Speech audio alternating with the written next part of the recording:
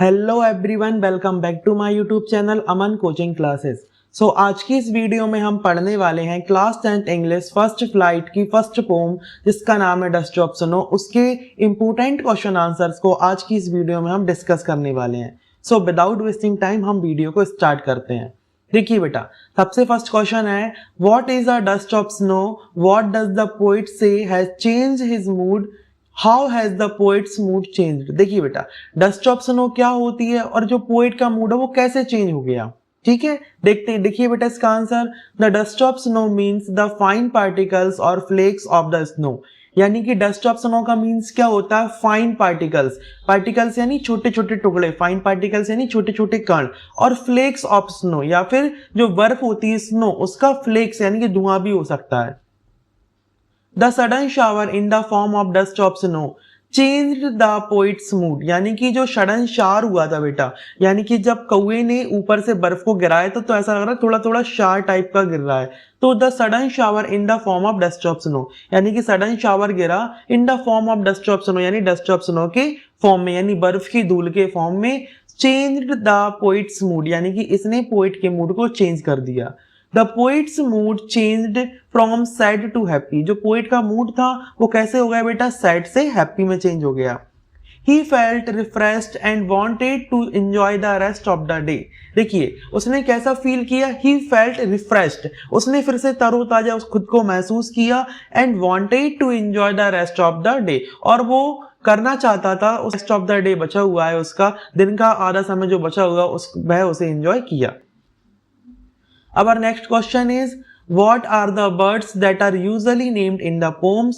Do you think crow is often mentioned in the poems?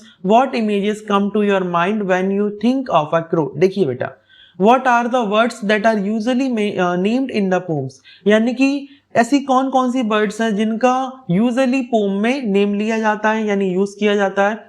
Do you think crow is often mention in the poem? क्या आपको लगता है कि कौवे को कभी कभार मेंशन किया जाता है? What images come to your mind when you think of a crow? यानी कि आपके मन में कौन सी इमेजेस आती हैं जब आप कौवे के बारे में सोचते हैं, क्रो के बारे में सोचते हैं। सो देखिए इसका answer, generally poet take the birds and trees which are known for their beauty and good qualities. देखिए जनरली क्या होता है, जो पोएट होते हैं take the birds and trees, यानी कि ऐसे बर्ड्स को और ऐसे ट्रीज को लेते हैं which are known for their beauty and good qualities, जो कि जाने जाते हैं अब उनकी ब्यूटी के लिए, उनकी सुंदरता के लिए, एंड गुड क्वालिटीज और उनकी क्वालिटी के लिए।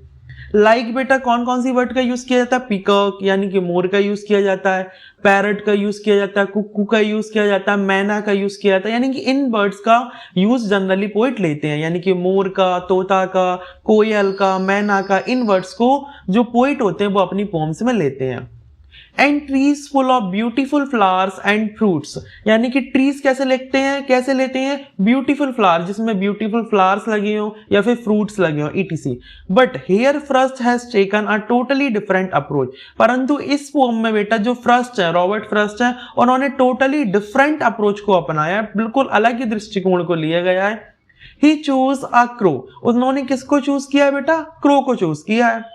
which is not often used in the poem, यानी कि जिसे बहुत कम ही यूज किया जाता है, यानी कि जिसे पोम्स में कभी भी यूज नहीं किया जाता। Crow is a black in colour with very harsh voice. Crow क्या होता है बेटा? ब्लैक कलर का होता है जिसकी वॉइस जो होती है बहुत ही हार्श होती है। And is believed to be a symbol of bad omen, और उसे सिंबल माना जाता है किसका? बैड ओमन, यानी कि हम लोग बोल सकते हैं कि जो नेगेटिविटी होती है उसका प्रतीक माना जाता है, यानी कि अशुभ। अपन बोलते हैं ना कि अशुभ, अशुभ का संकेत माना जाता है।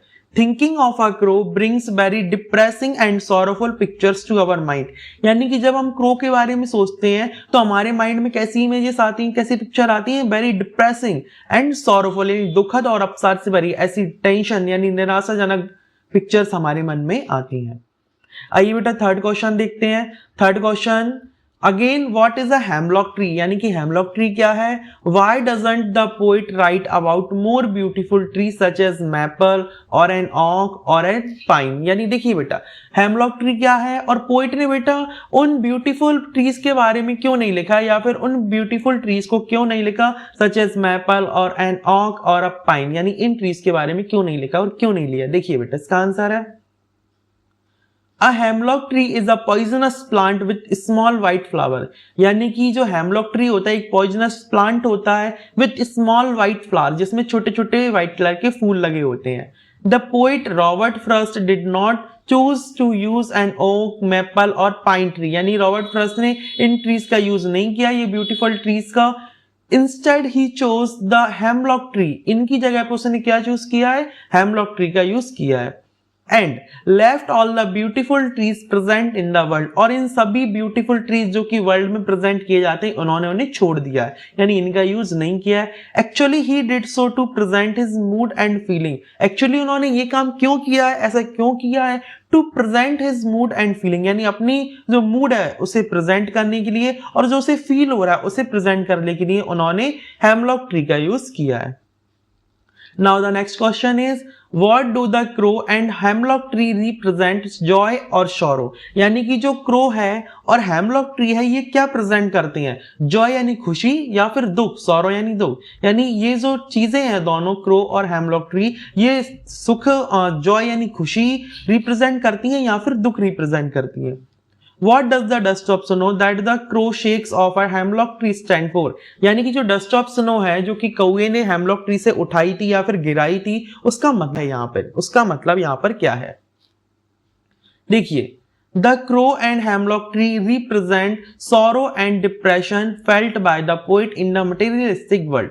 यानी जो क्रो और हेमलॉक ट्री हैं वो क्या रिप्रेजेंट करती हैं? सॉरो एंड डिप्रेशन, यानी दुख व्यक्त करते हैं, दुख रिप्रेजेंट करते हैं, and depression felt by the poet in the materialistic world, जो कि पोएट को फील हुई है इस मटेरियलिस्टिक वर्ल्ड में यानी भौतिकवादी दुनिया में। The dust of snow is a symbol of natural joy and energy। अब बेटे जो dust of snow है वो काय का सिंबल है? नेचुरल जॉय यानी प्राकृतिक खुशी एंड एनर्जी एंड ऊर्जा का जो प्रतीक माना गया है। The dust of snow that the crow shakes off a hemlock tree means। देखिए बेटा ये जो लाइन लिखी गई है a dust of snow that the crow shakes off a hemlock tree, इसका मतलब क्या है? Passing through the sad and depressing movement. यानी कि जब पोइट जो है पास हो रहा था यानी गुजर रहा था सैड एंड डिप्रेसिंग मूवमेंट से, the poet is entering into the time of full Joy and optimism. यानी कि उस समय से वो किस में एंटर कर रहा था? टाइम ऑफ फुल जॉय यानी पूरी मस्ती भरे दिन में या खुशी के टाइम में, एंड ऑप्टिमिज्म यानी कि आशावादी दुनिया में वो एंटर कर रहा था, यानी उस मूवमेंट में वो एंटर कर रहा था। आई होप आपको बेटा ऑल सारे के सारे क्वेश्चन समझ में आए होंगे। ठीक है, यदि आपको वीडियो पसंद आए तो वीडियो को लाइक कीजिए और चैनल पे नए हो तो चैनल को सब्सक्राइब कीजिए। Thank you.